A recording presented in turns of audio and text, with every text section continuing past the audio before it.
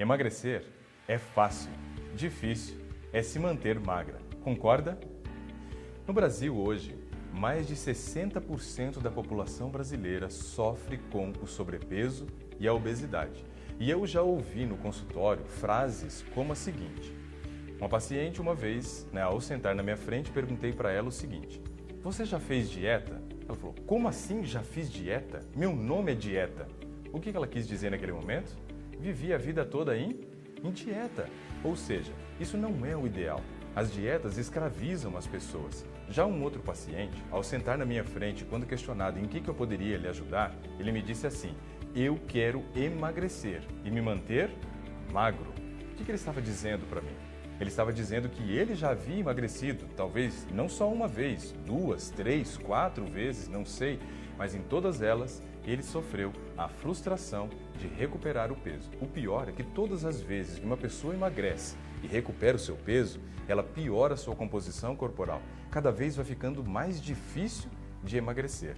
E isso é um problema que nós vamos resolver no vídeo de hoje. Você tem passado por algum desses problemas? Se você tem passado, fique comigo até o final, porque hoje eu tenho um conteúdo transformador para você. Meu nome é Ricardo Vargas, eu sou nutricionista, eu tenho 15 anos de experiência no tratamento de doenças como obesidade, diabetes, hipertensão, colesterol e triglicerídeos altos, doenças autoimunes e câncer. Mas o assunto de hoje é um assunto específico a respeito de obesidade. Só que eu gostaria de compartilhar com você uma história breve para que você entenda sobre o que nós vamos trabalhar nesta noite e o porquê é necessário trabalhar esse assunto. Quando eu comecei a minha jornada como nutricionista, eu, obviamente, como um recém-formado, com aquele conteúdo acadêmico que nós recebemos, fui para a clínica e iniciei então a minha jornada fazendo prescrição de cardápios. E olha, provavelmente, se você foi alguma vez em um nutricionista ou em uma nutricionista, você tenha recebido um cardápio. E eu então comecei a minha jornada fazendo prescrições de cardápio. E olha, tive grandes resultados. Tive pacientes que emagreceram muito, conquistaram ali o corpo desejado. Outros reverteram doenças que a própria ciência diz que não tem cura, como o diabetes. Mas sabe o que é interessante? Depois de 4, 5 anos de formado, eu comecei a receber novamente aqueles primeiros pacientes com as mesmas queixas. E eles voltaram ao consultório pedindo ajuda. Isso me gerou um grande problema.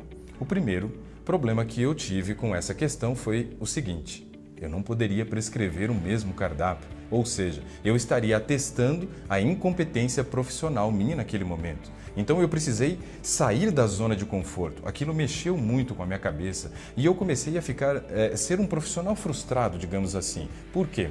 Porque eu percebi que o meu tratamento, naquele momento, tinha prazo de validade. E isso é extremamente frustrante para um profissional. Afinal de contas, eu gostaria de resolver problemas e não fidelizar clientes. Eu gostaria de ensinar os meus pacientes a estar no controle da situação, para que depois de emagrecer, se mantivesse então naquele controle e dessa forma pudesse ter vida plena. Mas não era o que estava acontecendo. Isso me gerou então esse desconforto profissional. Primeira questão.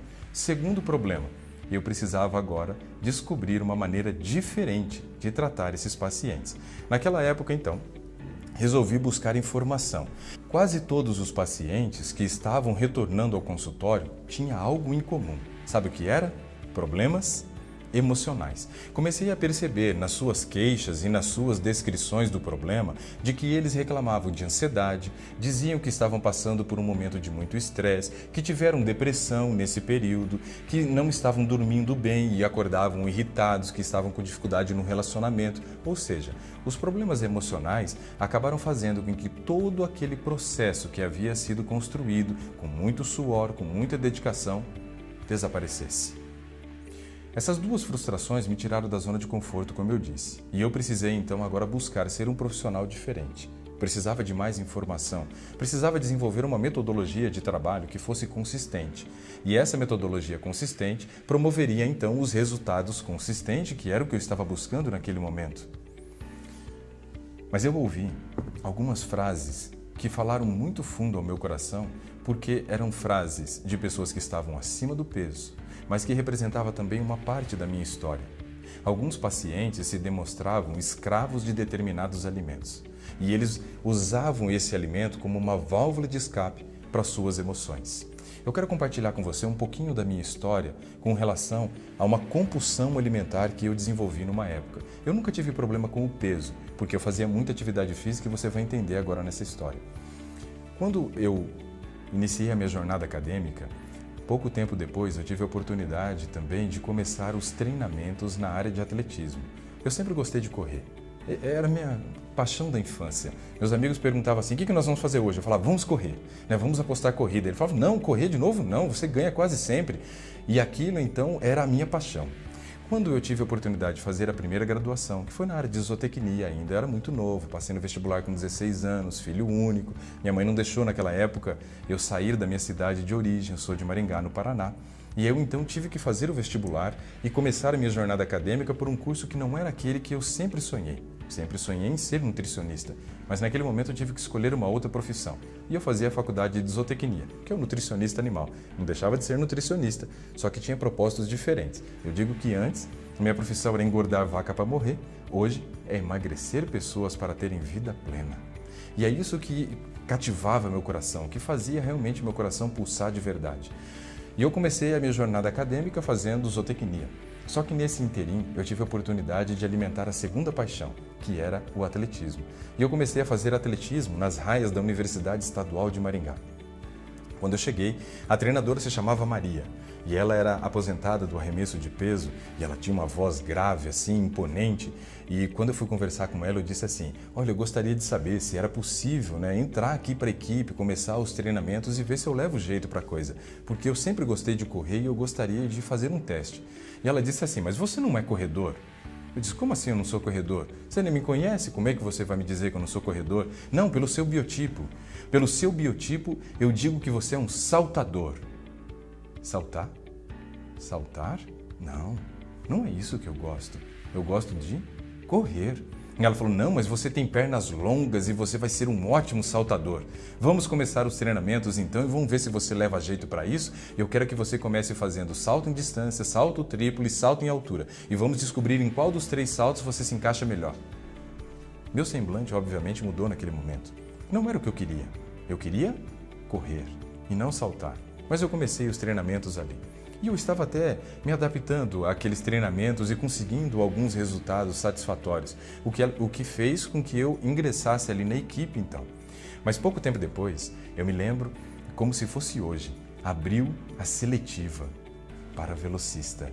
E meus olhos brilharam, porque era justamente aquilo que eu queria naquele momento. Eu queria correr, eu queria ser um velocista. Eu queria correr 100 metros rasos. Esse era o meu sonho, era o meu desejo. Era aquilo que eu alimentava desde a infância. E eu então cheguei para Maria e disse assim, Maria, eu quero participar. Eu quero participar da seletiva para velocista.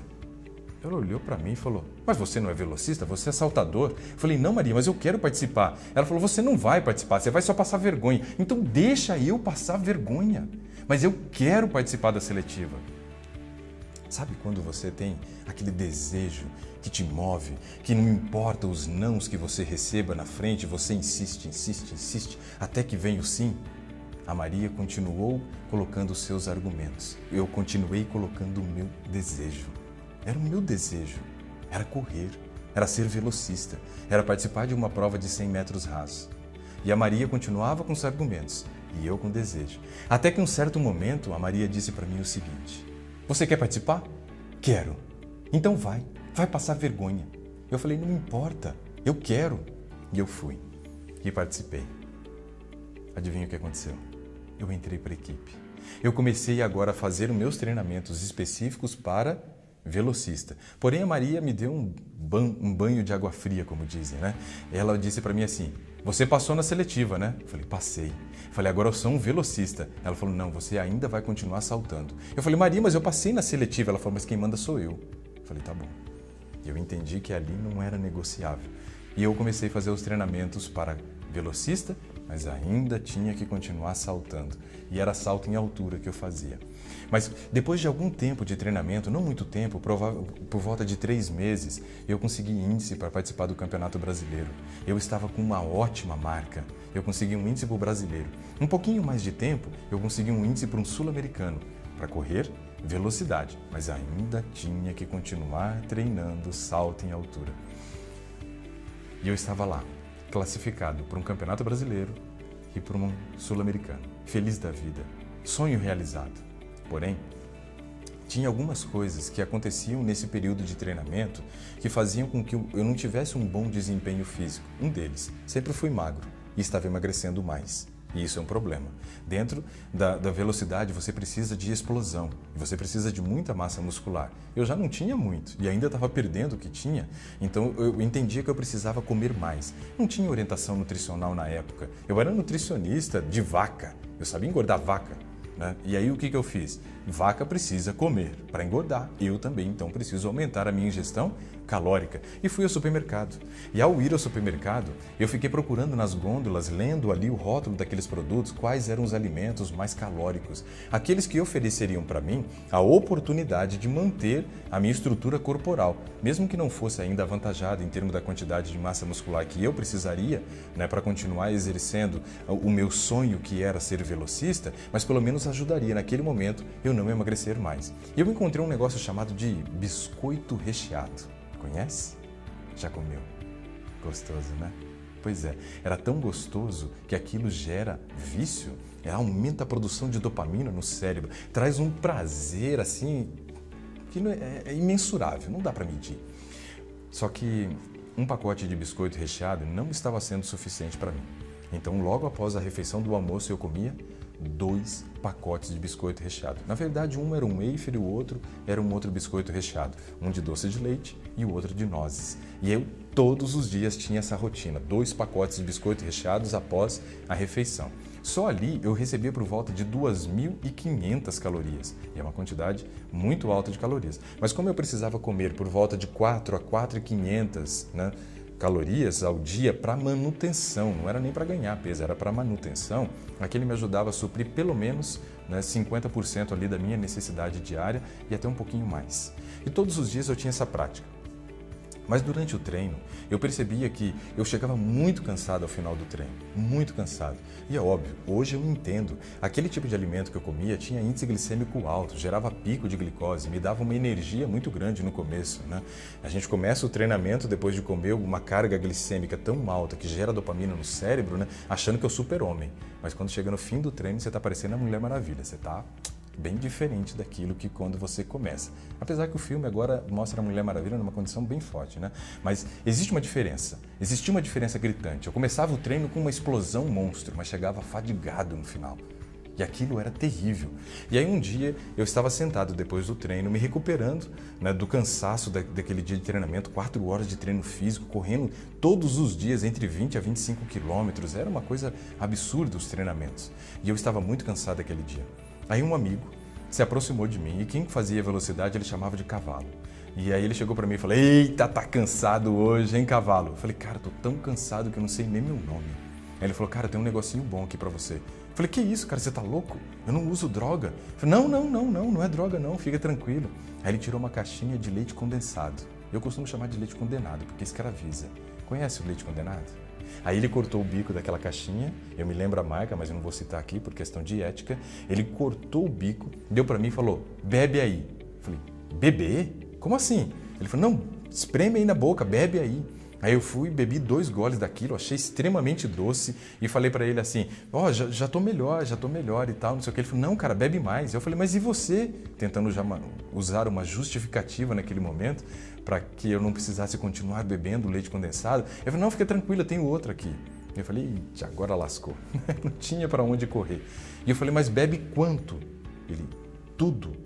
Eu falei: "Que isso, cara? Vou beber uma caixinha de leite condensado inteira?" Bebe tudo. Você vai perceber que a tua energia vai voltar e você poderia voltar para a pista e correr entre 20 e 25 km de novo. Ah, não. Eu falei: "Agora eu vou beber, porque agora eu quero sentir esse poder, né?" E eu bebi aquela caixa de leite condensado inteirinha. Não é que o negócio dá uma energia louca na gente? Quando eu fiz a faculdade de nutrição, na disciplina de fisiologia, nós fizemos um teste uma vez e verificamos que a absorção do leite condensado ela é tão alta que se aproxima a da glicose, que é o mais alto que nós temos. E então ali eu pude comprovar por que naquele momento eu sentia aquela disposição, aquela energia, mas isso passa rápido também, porque gera pico. Aí você tem hipoglicemia de rebote. Mas naquele momento, pelo menos, satisfez os desejos, né? Que era justamente vencer a fadiga que estava me incomodando.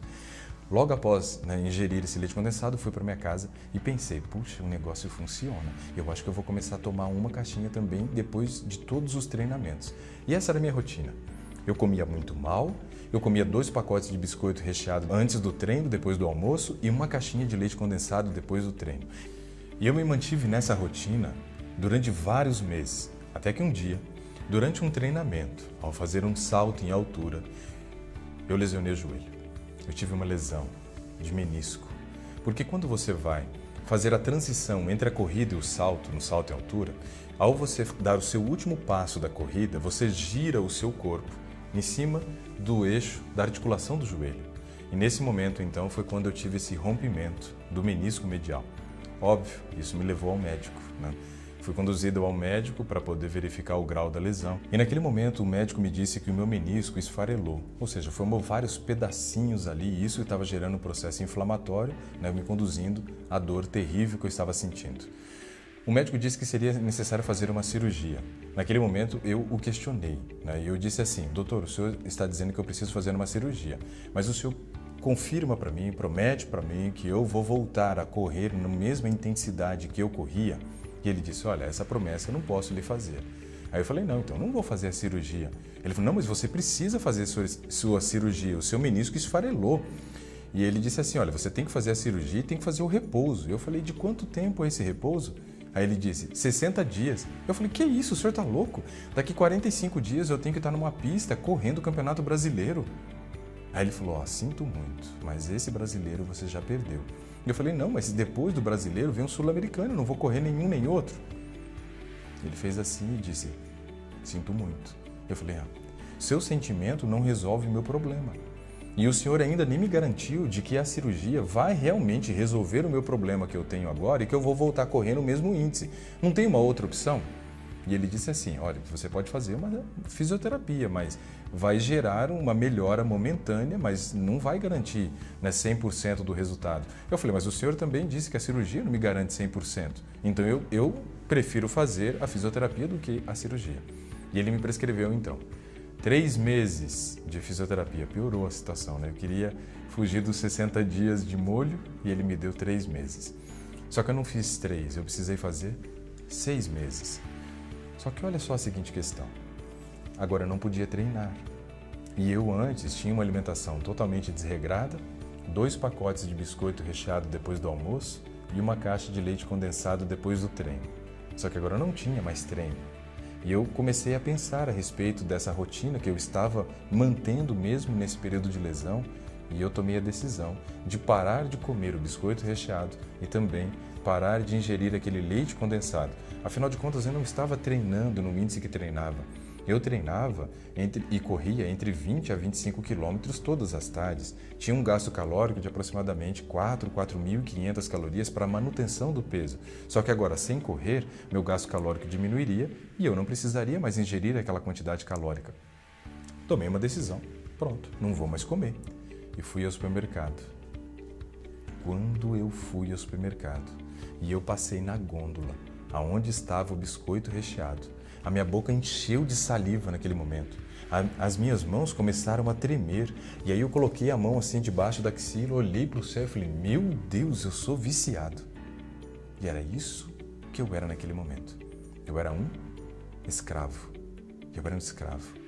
Hoje eu consigo entender isso baseado nos estudos que eu fiz e em algumas pesquisas que foram feitas nos Estados Unidos, onde sabe-se que açúcar e gordura geram um estímulo nos receptores D2 cerebrais que produzem tanta dopamina que você desenvolve vício.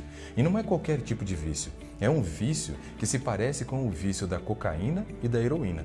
Só tem uma diferença, você precisa se expor mais vezes para desenvolver o vício. Só que eu estava há quantos meses comendo 2 pacotes de biscoito recheado antes do treinamento, lá após o almoço?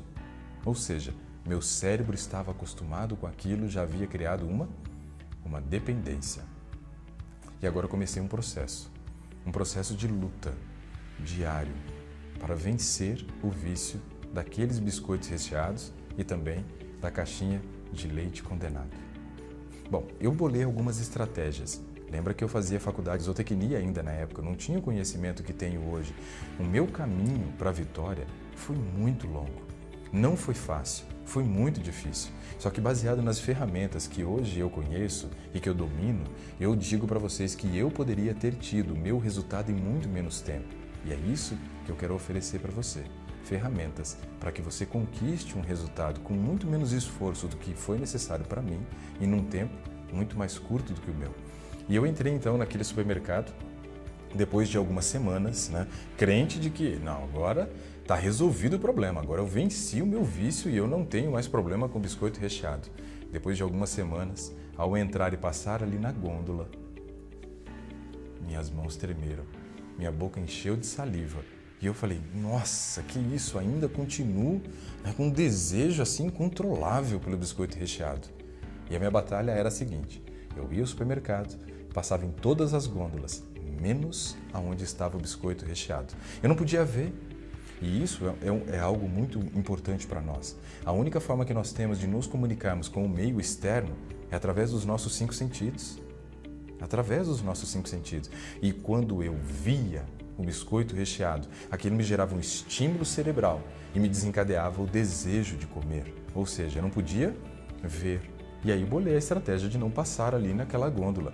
Mas de vez em quando era necessário passar para descobrir se eu já tinha resolvido o meu problema e se eu já tinha vencido aquele vício que me escravizava.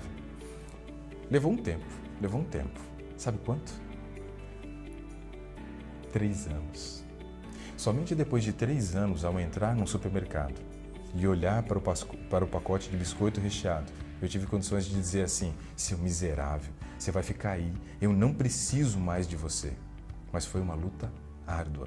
E eu afirmo para você, esse caminho pode ser muito mais curto, utilizando as ferramentas corretas. Como eu não tinha o conhecimento das ferramentas, eu fui na tentativa e erro. Venci? Sim, venci, mas foi uma luta muito árdua. E com relação aos treinamentos, depois daqueles 6 meses, eu voltei a treinar, porém eu sentia muitas dores. E a partir de um certo momento do treinamento, eu começava a claudicar, eu começava a mancar. E aí a Maria, então, deu o diagnóstico fatal para mim. Sua carreira acabou. E eu disse assim, como acabou? Minha carreira nem começou ainda, como acabou? Ela falou, olha, sinto muito, mas a tua lesão te compromete, você não consegue desenvolver mais agora o mesmo desempenho que você tinha, além das dores que te limitam a partir de um certo momento do treinamento. Aquilo foi muito difícil. E aí imagina, você tentando vencer um vício de algo que te escravizava, que era o biscoito recheado, rico em açúcar e gordura, que vicia, e ainda ter que lidar com um momento depressivo, porque o seu sonho foi literalmente esfacelado, da mesma forma que o meu menisco havia sido esfacelado. Eu passei por esse momento, consegui vencer. Não foi fácil, foi um momento muito difícil da minha vida. Mas aí então, terminei a faculdade de zootecnia, comecei um mestrado, só que não era o que eu queria. Eu estava infeliz, estava depressivo, fazendo algo que eu não gostava. Naquele momento eu precisava tomar uma decisão. E eu tenho certeza que você também já teve momentos da sua vida que você precisou tomar uma decisão. E hoje é mais um deles. Hoje uma nova oportunidade está sendo apresentada para você. E é o momento de tomar uma decisão também. E não pode ser adiada, porque quanto mais você adia uma decisão, mais difícil se torna para alcançar a vitória. Eu precisei naquele momento romper com o biscoito recheado, com leite condensado. Foi fácil? Não. Estava passando por um momento depressivo? Sim. Estava sofrendo no mestrado, fazendo algo que não gostava? Sim. Mas acima de tudo isso, eu precisei de ajuda naquele momento para tomar as decisões corretas. E eu quero lhe ajudar. Mas eu quero lhe ajudar da seguinte forma.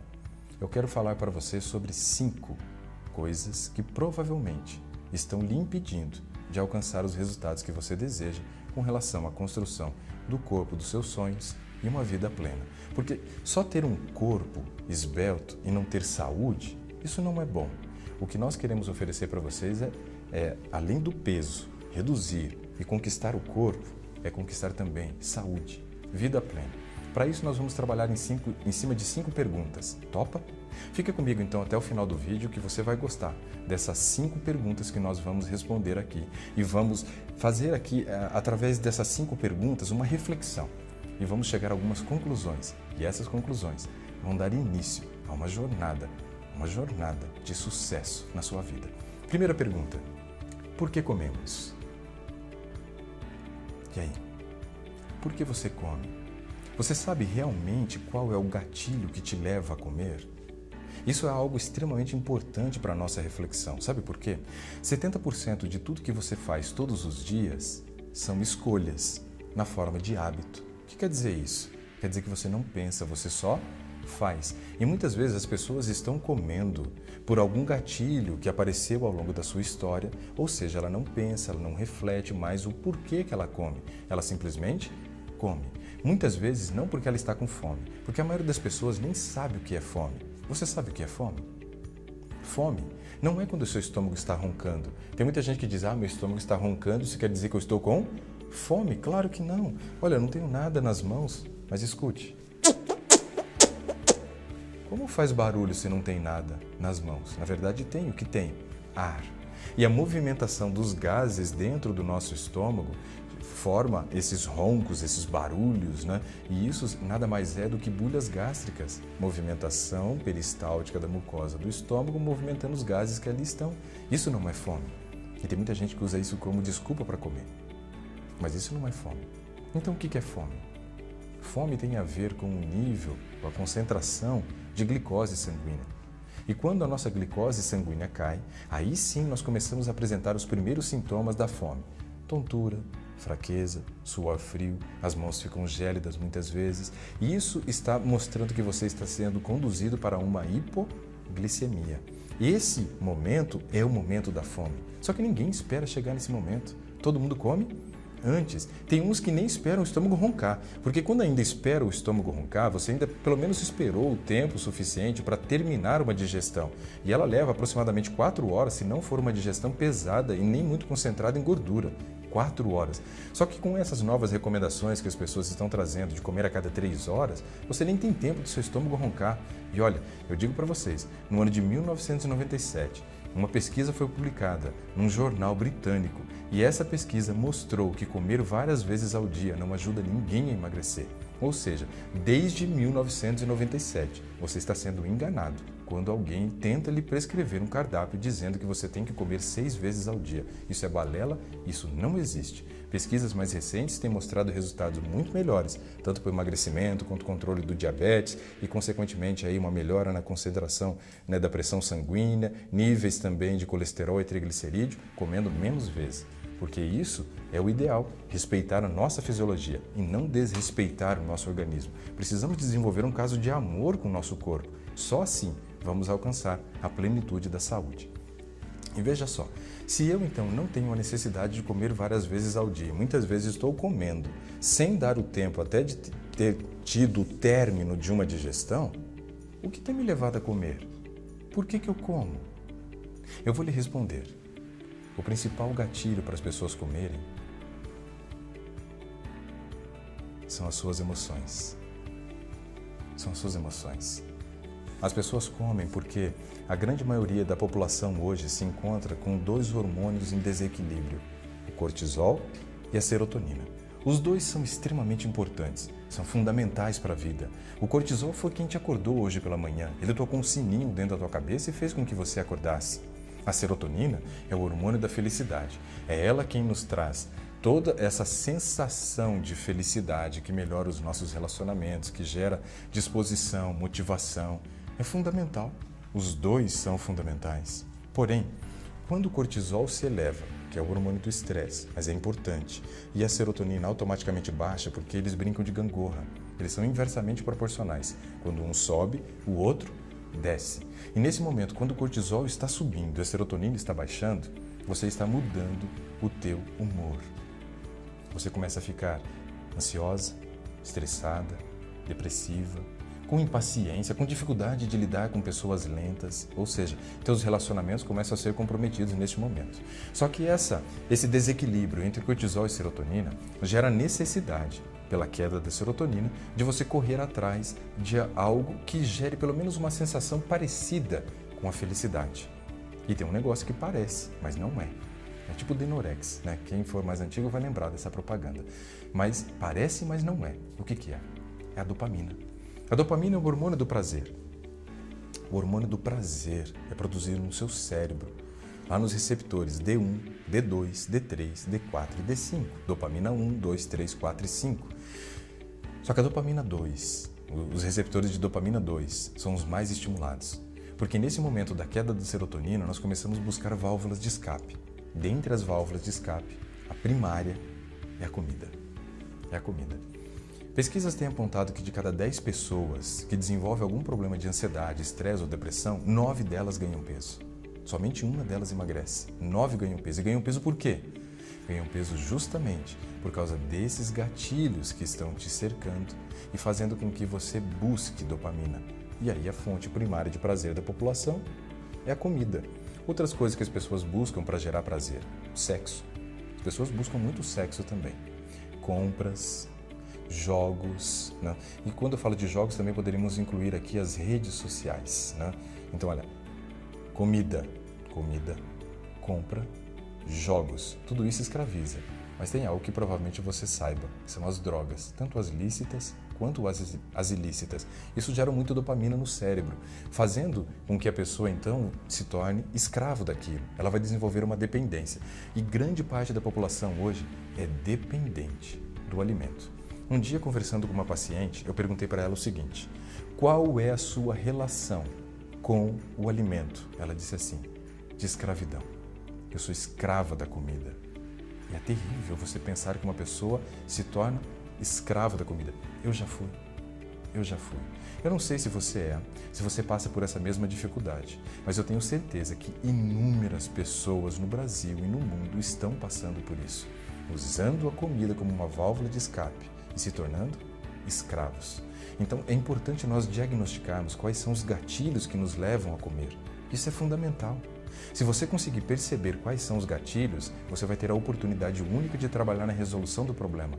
Agora, quando você não enxerga que o problema existe, não tem o que fazer. Então, para resolver, é preciso primeiro observar. Então, precisamos identificar. Esse é o primeiro passo. Identificar os gatilhos que têm nos levado a comer. Descobrir realmente por que eu como. Ok. Depois de diagnosticado por que você come, vem a segunda pergunta. A segunda pergunta é muito importante também. O que comemos? O que comemos? Se já identificamos que o principal gatilho que leva as pessoas a comerem são os seus problemas emocionais, uma necessidade, uma busca incansável por dopamina, é óbvio, o que nós comemos é aquilo que vai estimular a produção de dopamina. E o que estimula a produção de dopamina? Açúcar ou carboidrato refinado. Não precisa ser só açúcar doce. Pode ser um pão, uma batata, um arroz branco. Né? Tudo isso gera também uma alta produção de dopamina cerebral. Então nós temos que identificar, primeiro, quais são os gatilhos que nos levam a comer.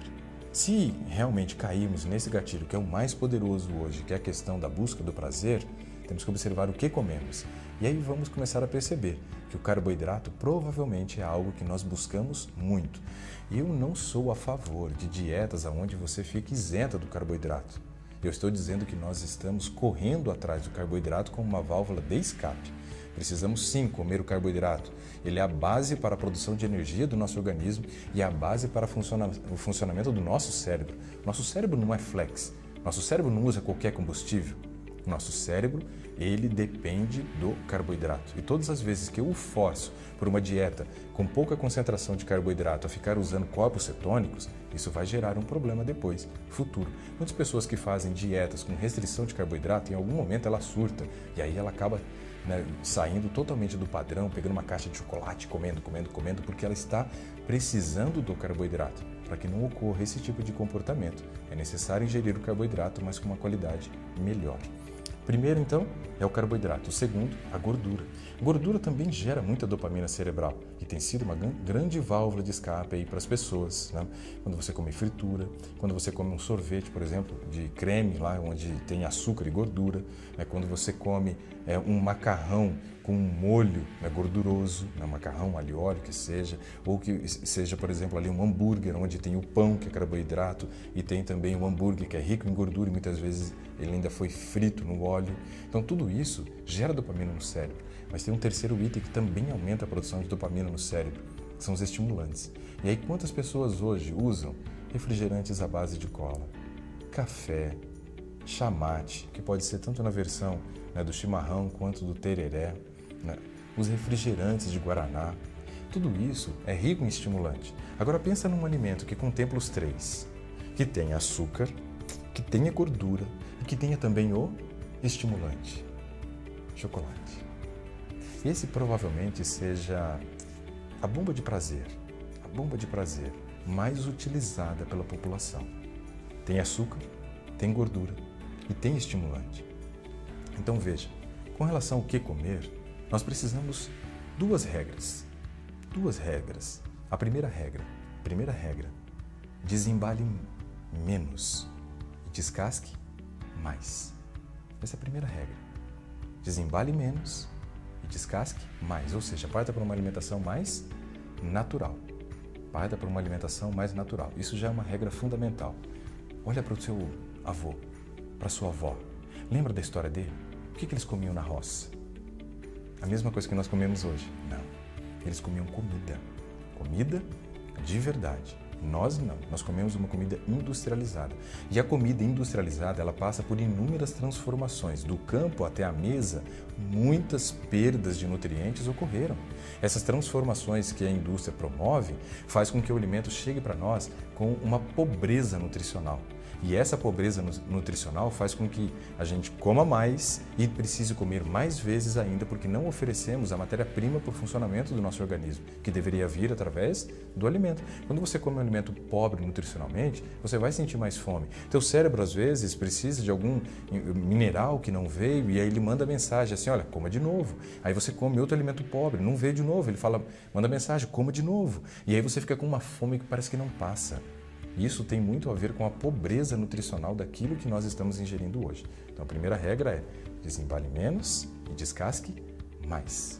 A segunda regra com relação ao que comer é a seguinte. Observa esse exemplo que eu vou dar para vocês, ok? Isso aqui é muito importante, porque nós estamos falando agora do que nós vamos colocar na mesa, o que nós vamos colocar ali na nossa mesa, que pode fazer a diferença entre vida e morte dos nossos queridos. Então já sabemos que devemos fugir da indústria alimentícia e devemos entrar então nos alimentos mais naturais. A segunda regra que eu diria para você é o seguinte, você já percebeu então que é necessário promover mudança no padrão de alimentação. A segunda regra não tem a ver diretamente com o que comer, mas como fazer com que esse o que comer seja transformado no seu dia a dia. Vou sugerir para você algo muito importante. Pega uma folha de papel, divida essa folha de papel ao meio com risco e de um lado você vai escrever assim, o que eu como que não deveria comer. Do outro lado, você vai escrever o que eu não como e deveria comer. E cria essa lista.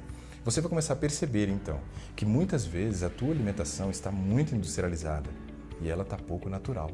E você vai citar ali quais são os alimentos naturais que você deve incluir e vai citar quais são os alimentos provavelmente industrializados que você deve abandonar. E também pense nas preparações culinárias, por exemplo, como fritura, não é uma boa opção, também deve ser abandonado.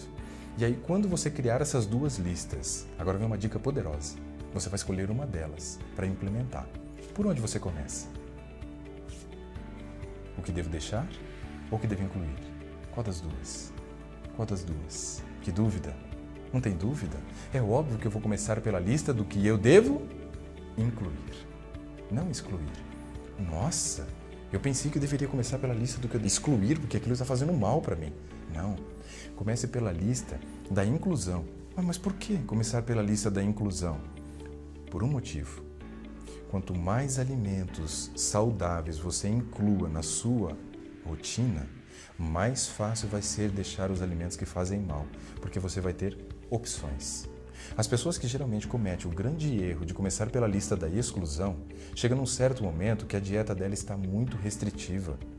Ela não tem quase oferta de alimentos, porque se ela tinha uma alimentação extremamente ruim, ela não tinha praticamente nada de bom para comer. E quando ela começa a excluir tudo que é ruim, chega um momento que não sobra nada para comer. E aí ela vai fracassar e vai voltar a um antigo padrão de comportamento. Eu digo isso porque eu tive muitos pacientes que fizeram dessa forma. Começaram pela lista da exclusão, quando a orientação era comece pela inclusão. Ofereça mais oportunidades para que o seu organismo tenha opções de escolha quando você começar a retirar aquilo que fazia parte do seu padrão de alimentação, o que faz e vai deixar de fazer. Então essa é a segunda regra importante com relação ao que comer. Vamos para a nossa terceira pergunta. Lembre-se, são 5, estamos partindo para o final. Nossa terceira pergunta agora é a seguinte: quanto comer? Já sabemos que devemos identificar os gatilhos que nos levam a comer, já sabemos o que precisamos incluir e provavelmente, aquilo que deve ser excluído se faz parte da nossa alimentação. E a terceira agora é: quanto eu devo comer? Disso que faz bem. Do que faz mal, a resposta é simples: nada. Devo abandonar. Mas daquilo que faz bem, quanto devo comer? Vamos analisar um aspecto importante aqui, olhando mais uma vez para o passado. Pense lá no seu avô, na sua avó, na roça. Quando você via essas pessoas do passado comendo, provavelmente você deva se lembrar que eles comiam um grande volume de comida. Lembra disso? Eles muitas vezes nem comiam num prato, comiam numa tigela, alguns numa bacia. Meu avô, ele foi administrador de fazendas e ele teve muitas pessoas que trabalhou para ele ao longo da sua jornada de trabalho. E ele dizia que essas pessoas comiam antes de sair de casa, vinham ali para a roça, trabalhavam no pesado, mas quando chegava às 11 horas da manhã, eles paravam e pegavam as suas marmitas e eles comiam de verdade, em tigelas, bacias, grande volume de alimento. E isso faz bem ou faz mal?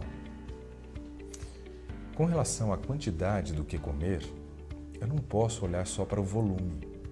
Eu preciso olhar para as calorias. Esse é um aspecto importante para nós. Por quê? Se formos observar hoje, a população, em termos de volume, come menos do que os nossos antepassados. Comem menos do que os nossos antepassados, mas comem muito mais calorias. Por quê? Porque eles estão comendo alimentos industrializados. E os alimentos industrializados, todos eles são concentrados em calorias. Agora, olha só que coisa interessante. Eu como pouco, porém ingiro muitas calorias. Na roça se comia muito, mas se ingeria poucas calorias. E além disso, eles ainda gastavam muitas calorias, o que favorecia a manutenção do peso. Então, o que eu quero dizer para vocês é o seguinte: se você realmente promover a mudança do teu padrão de alimentação, do industrializado para aquilo que é natural, não fique preocupado com o valor calórico. Não se preocupe com o valor calórico. Hoje, eu não faço mais prescrição de cardápio. Eu montei um programa, desenvolvi uma metodologia de trabalho. E nessa metodologia de trabalho, nosso foco nunca é contagem de calorias. Não nos preocupamos com contar calorias, nos preocupamos em promover mudanças de hábitos alimentares de tal forma que você vai comer sem culpa e sem a preocupação e a neura que traz você ficar contando calorias. Isso é uma regra muito interessante para a gente analisar. Pare de contar calorias, se preocupe com o que você tem colocado na sua mesa. Isso é importante. Então, com relação ao volume, não se preocupe muito com o volume que você está ingerindo, contanto que seja de alimentos naturais. Agora, se ficar no industrializado, aí tem que se preocupar, porque mesmo em pouco volume, você está ingerindo uma quantidade calórica altíssima. Só para a questão didática, de comparação, um pacote de biscoito recheado, que é o que eu comia, lembra? 1.200 a 1.300 calorias. É muita caloria. 100 gramas de arroz branco, que nem é saudável, 126 calorias. Ou seja, 100 gramas de arroz branco, que não é saudável, tem 10% das calorias que tem num pacote de biscoito recheado. Percebe a questão do volume? Essa regra é muito legal. Não se preocupe com o volume, contanto que seja de alimento natural, ok? Você vai conseguir se saciar, não com volume muito grande também, com volume pequeno, porque é rico em fibra. Isso dá volume no estômago, dá lastro e faz com que você entre em saciedade, ingerindo uma quantidade menor de calorias. Nossa quarta pergunta agora para reflexão. Nossa quarta pergunta traz para nós a seguinte reflexão: quando comer? Quando comer? Quando eu e você devemos comer? Quando estou com fome. Já vimos que as pessoas não conseguem perceber quando estão com fome, nem esperam chegar num nível de glicose tão baixo que gere essa sensação de fome. Então, quando comer? Bom, algo importante para a gente avaliar é o seguinte: quantos estômagos nós temos? Só um. E uma vaca? 4. Então veja, a vaca tem o seu estômago composto por 4 divisões: o rúmen, o retículo, o omaso e o abomaso. Os 3 primeiros estômagos da vaca, eles são estômagos mecânicos, cheios de bactérias que vão promover fermentação de todo aquele volume de capim que a vaca come.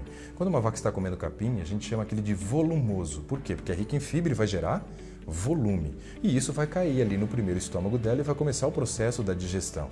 E o processo da digestão desse capim é feito pelas bactérias. Elas têm enzimas para quebrar celulose, para quebrar hemicelulose, lignana. Eu e você não. Tudo que nós ingerimos de fibra favorece o trânsito intestinal e forma o nosso bolo fecal. A gente não absorve fibra, a gente não consegue fazer a digestão da fibra. Só as bactérias que estão no nosso intestino, que compõem a nossa microbiota intestinal, que fazem a quebra, né, dessas fibras presentes então nos vegetais. Agora, uma vaca, olha que interessante, ela come. Depois que ela come, o alimento cai lá no primeiro compartimento, que é o retículo. Aí ela regurgita. Come de novo, mastiga, na verdade. Ela não está comendo mais calorias, não está gerindo mais volume, ela está fazendo o processo da digestão dela e é diferente do nosso, né? Aí ela regurgita, faz a ruminação, deglute de novo, vai para o segundo estômago, depois vai para o terceiro estômago, vai para o quarto estômago. Agora olha que interessante, uma vaca tem 4 estômagos e ela come a cada 2, 3 horas? Não. Uma vaca tem 4 estômagos e não come a cada 2, 3 horas. Mas ela poderia? Poderia. Fisiologicamente, a gente poderia pensar assim, ela come agora, joga para o compartimento 1, daqui a 2 horas ela tira do 1 e joga para o 2, libera o 1 e come de novo. Mais 2 horas ela pega o que está no 2 e joga para o 3, do 1 para o 2, libera o 1 e come de novo. Uma vaca teria sim a possibilidade de comer a cada 2, 3 horas, mas ela come? Não. E eu e você? Nós temos apenas um estômago. Depois que o alimento caiu no estômago, tem uma válvula na entrada do estômago que é chamado de esfíncter esofágico inferior, ou cárdia, e quando o alimento cai, essa válvula se fecha. E ela se fecha hermeticamente para que não haja a volta do conteúdo gástrico para a região do esôfago e gere, né, aquele desconforto que é o refluxo. Essa válvula se fecha e ela fica fechada durante todo o processo da digestão ali no estômago. Quando que ela vai se abrir? Quando o estômago tiver terminado o seu esvaziamento. Antes disso, a válvula fica fechada, mas eu tenho condições de abrir a válvula. É só eu começar a mastigar. A partir do momento que eu começo a mastigar, o que acontece? O cérebro entende que eu vou fazer deglutição e a válvula se abre. E aí sim favorece os refluxos e outras consequências mais. Mas é interessante a gente entender isso. Ó. A válvula fechou. Aí eu tenho uma outra válvula na saída do estômago, que é chamada de piloro, ou região pilórica. Essa válvula também se fecha. E agora eu tenho 2 válvulas fechadas em um alimento que está sendo processado dentro do estômago. Conforme o alimento vai sendo processado, ele vai saindo pelo piloro, porque ele vai abrindo lentamente, vai deixando passar algumas partículas, que têm digestão mais rápida do que outras. Por exemplo, o carboidrato, a digestão dele é mais rápida, por isso ele vai passando primeiro. A proteína vai em segundo, e a gordura é o que mais aumenta o tempo de permanência do alimento no estômago. E hoje a população tem comido muita gordura, né? E ainda querem comer a cada 2, 3 horas. Ou seja, come aquilo que aumenta o tempo de permanência, nem dá tempo para o estômago esvaziar e come de novo. Só que como nós temos só um estômago, quando você come, você para a digestão daquele alimento pré-digerido para iniciar a digestão daquele outro alimento que você engoliu, deglutiu. E aí, então, você tem agora um alimento pré-digerido fermentando no teu estômago, produzindo gases, gerando aquele desconforto abdominal. Tem gente que fala assim, mas eu tenho o estômago alto. Como é que você tem o estômago alto? Você tem um estômago que muitas vezes está cheio, né, de alimento pré-digerido, produzindo o quê? Gases. E essa produção de gases expande o seu estômago, aí dilata o seu abdômen, você sente um desconforto, a válvula que fecha lá o esfíncter esofágico inferior abre, aí você tem refluxo. Então isso são consequências de não respeitar o seu organismo. E nós, infelizmente, nos tornamos, quando crescemos, surdos fisiológicos. O que é um surdo fisiológico? Esse é um termo que eu criei para demonstrar, né, que algumas pessoas não escutam mais o seu organismo, desrespeitam o seu corpo. E isso é um problema. Isso é um problema. Então veja, comer a cada 2 ou 3 horas é incompatível com a nossa fisiologia. Eu poderia destacar aqui várias outras nuances com relação a isso, só que eu faço uma palestra sobre esse assunto e ela tem 1h30 de duração só para falar sobre frequência de refeições. Nesse caso, eu estou apresentando para você uma característica que eu acho muito interessante, que é aprender a respeitar o seu organismo. Se o seu organismo, né, não está vazio o seu estômago, ele não está pedindo comida. Não é hora de comer. Mude o padrão da tua alimentação para que ela promova uma saciedade prolongada e não gere uma necessidade de você comer no momento errado. Respeite a sua fisiologia. Essa é a nossa quarta regrinha, baseada em 4 perguntas que estamos trazendo aqui para reflexão. Nossa última pergunta para reflexão é a seguinte: como comer? O como comer tem muito a ver também com esse processo da digestão. Vai interferir muito no processo da digestão. Vou contar uma história aqui para vocês. Eu trabalhei com um amigo e num período de férias, nós estávamos fazendo palestra em empresas. Era período de férias universitária e aí nós começamos a conseguir abrir algumas empresas para fazer palestras ali e promover venda de materiais didáticos. Tinha que ganhar o dinheirinho ali no período das férias para poder manter o estudo. E nós estávamos nesse período então fazendo palestras em empresas. E a nossa prática era a seguinte: todos os dias pela manhã nós íamos a uma padaria e nessa padaria nós comíamos 2 lanches naturais. Natural entre aspas, porque tem mais natural no nome do que no próprio lanche, E acompanhado por um suco de laranja. Mas eu comecei a perceber algo interessante. Enquanto eu comia o meu primeiro lanche, ele terminava de comer o seu segundo lanche. E um dia eu virei para ele e disse assim: rapaz, quando você sente dor de dente, você vai no dentista ou vai no gastro? Como assim no gastro? Você tá louco? Gastro mexe com o estômago. Claro que se eu tiver dor de dente eu vou procurar o dentista. Que pergunta maluca essa sua? Eu falei, não é maluca, porque eu acho que você tem uma arcada dentária dentro do seu estômago para mastigar comida, porque você engole direto. Aí ele falou, não, isso daí é porque eu trabalhei em banco. Eu falei, olha a tua resposta. O que tem minha resposta? Eu trabalhei. Isso é passado, você não trabalha mais em banco, você não tem a necessidade de comer nessa velocidade. Aí ele falou, mas foi um hábito que eu adquiri. Eu falei, olha a tua resposta. Ele falou, o que tem minha resposta?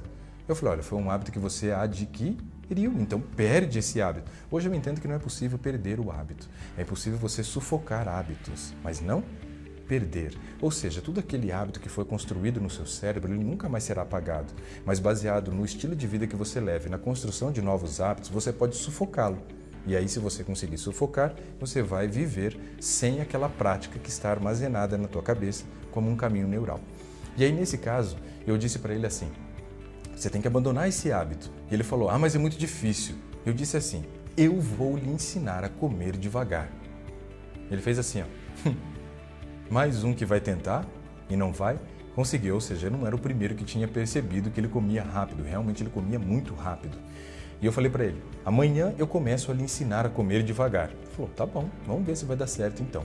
Só que durante o dia inteiro ele ficou me enchendo o saco, literalmente, perguntando o tempo todo. E aí, o que você vai fazer amanhã para me ensinar a comer devagar? Eu falei, eu não disse que é amanhã? Se amanhã, é amanhã, não vou antecipar nada. Amanhã eu falo para você o que nós vamos fazer. Naquele momento eu também não podia falar nada porque eu não tinha pensado em nada ainda. Eu ainda estava bolando alguma estratégia do que fazer. Mas à noite eu tive uma ideia. Eu pensei o seguinte, ele está comendo dessa forma, mas ele não percebe. É involuntário. Já virou um hábito. E quando vira um hábito, vai para o subconsciente. E aí você faz sem pensar. Ou seja, eu precisava chamá-lo, a atenção, chamar a sua atenção, para que ele percebesse que comia rápido demais. No dia seguinte fomos à padaria, como de costume, pegamos os 2 lanches naturais, suco de laranja, sentamos ali à mesa. E ao sentar à mesa, eu peguei meu lanche, abri, dei uma mordida e comecei a mastigar. Aí já estava preparado para colocar meu plano em prática. Ele pegou o lanche dele naquele momento, deu uma mordida também, antes de mastigar, levou na boca de novo. Aí quando ele levou pela segunda vez na boca, eu virei e dei um tapa na mão dele. Mas eu bati forte, bati bem forte, E o lanche dele voou, literalmente, Caiu quase uns 2 metros de distância, eu dei uma pancadaça, E aí o lanche dele voou, ele falou, que isso, cara, você tá louco? Aí eu falei, não. Eu falei que eu ia lhe ensinar a comer devagar. Ele falou, louco, mas vai ser assim na pancada? Eu falei, pode piorar. O que eu precisava, na verdade, era chamar a atenção, então, para que ele tivesse a percepção de que ele comia rápido. E a única estratégia que eu tive naquele momento foi essa, Você come rápido? Come? Olha, se quiser me contratar, eu vou na sua casa. Eu prometo que o método é muito eficaz. Eu te ajudo a comer mais devagar. Você não precisa disso. O que você precisa é conseguir ter a percepção que come rápido. E aí, então, aprender a soltar o garfo. Soltar o garfo. E se você quer realmente soltar o garfo, eu quero lhe dar uma dica. A maioria de nós está sofrendo por ansiedade, estresse, depressão. Isso é um fato, eu já citei. 80% da população tem algum transtorno emocional. E por ter transtornos emocionais, vivemos aí num ritmo mais acelerado, mais do que o normal. E aí o que acontece? Quando você senta à mesa, ansioso, estressado, depressivo, seja o que for, você não pensa. né? Você simplesmente manda comida para dentro. E você quer um volume grande de comida porque você quer dopamina. Então, o mais rápido que chegar, mais rápido eu vou sentir prazer e melhor eu vou ficar. Então, você come muito rápido. Então, você precisa aprender a soltar o garfo. Puxa, mas soltar o garfo não é um negócio tão fácil. Parece, mas não é. Vou te dar uma dica. Quer uma dica? Sente-se à mesa. Na verdade, antes de se sentar à mesa, respire. Respirar? Mas eu respiro o tempo todo. Não. Respire da maneira correta. Uma respiração profunda. Não só uma, 10. Você vai diminuir teu nível de estresse. Vai diminuir teu nível de ansiedade. Vai conseguir servir o teu prato de uma maneira muito mais racional. E além disso, diminuindo esse seu nível de ansiedade, você vai conseguir soltar o garfo. Solta o garfo. Mastiga. Você vai entrar em saciedade com um volume muito menor de calorias ingeridas. Ao você entrar em saciedade com um volume menor de calorias ingeridas, você já está dando um passo enorme para conseguir conquistar o peso dos sonhos, ok? Só uma dica para finalizar. A respiração profunda é uma respiração que você vai precisar usar o diafragma. O diafragma é um músculo que ele se aloja, né, bem abaixo do nosso pulmão. Na verdade, o nosso pulmão ele se acomoda em cima do diafragma. Nosso diafragma ele tem o seu início nessa região aqui mais ou menos. Ó. Você precisa achar aí onde está o final do osso que você tem no meio do peito, que é chamado de externo. Quando você encontrar esse osso, que é o externo, conte 2 dedos. 2 dedos acima, você tem uma região chamada de cartilagem chifoide. E aí você tem a inserção do seu diafragma, que vai acompanhar o sentido das suas costelas e vai ter a sua inserção na parte das costas, lá próximo da região lombar da sua coluna, ok? Ele está, então, em diagonal. Quando você faz uma inspiração profunda, o diafragma se contrai.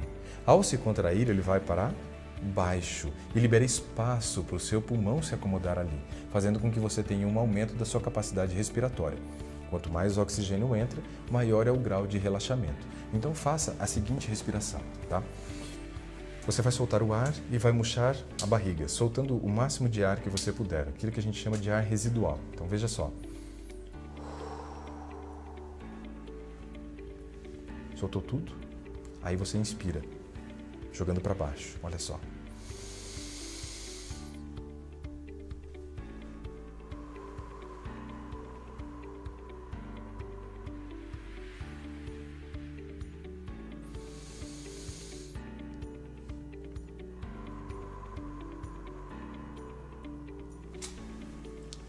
Essa é uma respiração que nós chamamos de respiração diafragmática. Você aumenta a sua capacidade pulmonar. 70% do seu volume de oxigênio, da capacidade total do seu pulmão, está na parte inferior, 30% na parte superior. Isso vai diminuir o teu nível de estresse, vai diminuir a sua ansiedade e vai fazer com que você consiga mastigar o alimento, soltar o garfo e entrar em saciedade bem mais cedo. Fechando o vídeo agora com uma recapitulação rápida. Por quê? Porque a melhor forma de aprender é recapitular.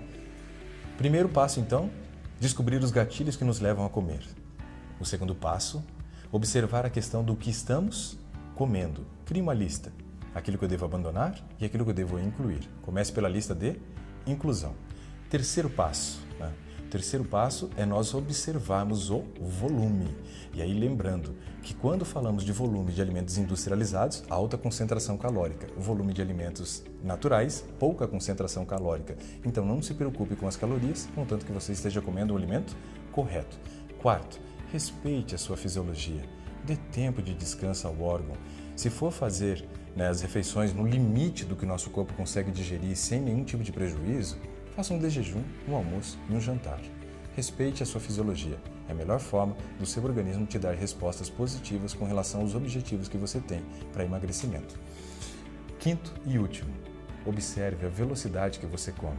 Lembre-se, a maneira como você come faz você ingerir mais calorias e ainda sobrecarrega os órgãos da digestão, porque são eles que vão ter que fazer o papel que os dentes deveriam fazer.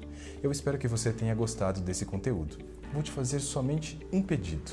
Que você escreva aí embaixo se esse conteúdo foi relevante para você, se esse conteúdo realmente lhe ajudou, para que você possa tomar decisões e assumir o controle do seu peso e também da sua vida.